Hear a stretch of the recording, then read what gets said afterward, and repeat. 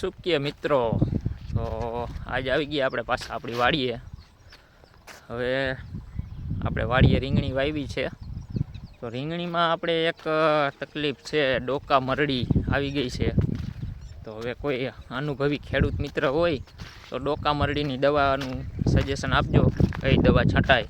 બાકી જો તમને દેખાડું ડોકા મરડી કેવી આવી છે. જો કદાચ તમને વિડીયોમાં દેખાય છે કે નથી દેખાતું એ. હા, આવી છે ડોકા મરડી આવી ગઈ છે રીંગણીમાં. તો કોઈક સારી દવાનું કયો કે આ દવા છટાય તો આપણે એ દવા છાંટશું. બીજે ક્યાંય હજી હોય તો તમને દેખાડું. આ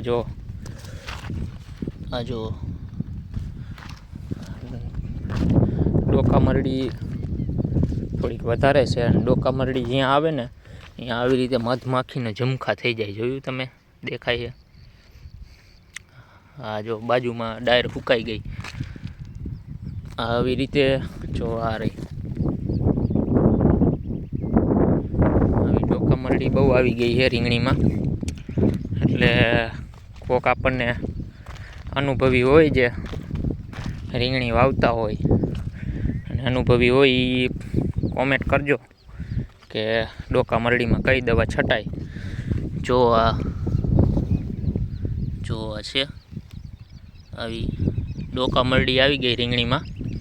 એટલે આપણને કોક અનુભવી મિત્ર કોમેન્ટ કરો કે જેનું રિઝલ્ટ સારું આવતું હોય. આપણે એક રાઉન્ડ માર્યો તો એ દવાથી કાંઈ ફેર પડ્યો નથી.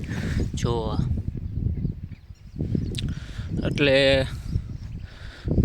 કોઈક અનુભવી મિત્ર હોય તો આપણને હે ને કોમેન્ટ કરીને જણાવો કે કઈ દવા છટાય. તો આપણે એ દવા મારી પછી રિઝલ્ટ જો એનું આવી જાય. બાકી રીંગણી સારી છે એમ તો. આમ જો ડોકા મરડી છે ને, એટલે ડોકા મરડીનો આમાં વધારે તકલીફ થઈ ગઈ એવું લાગે છે. બાકી રીંગણી આ જો આપણે રીંગણીના હજી 2 મહિના પૂરા નથી થયા. 2 મહિનામાં 10 દિવસ બાકી છે. તો એ રીંગણીની ગ્રોથ બહુ સારી છે. આ જો આ કેવી ડાયરું સુકાઈ જાય છે. જો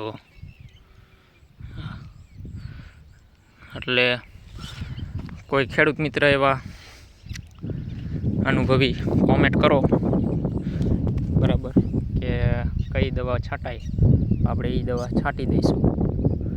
એટલે બાકી તો રીંગણા ઉતરવાના ચાલુ થયા છે. કોમેન્ટ કરીને જણાવજો કે કઈ દવા છટાય. મળીએ હાલો નવા બ્લોગમાં.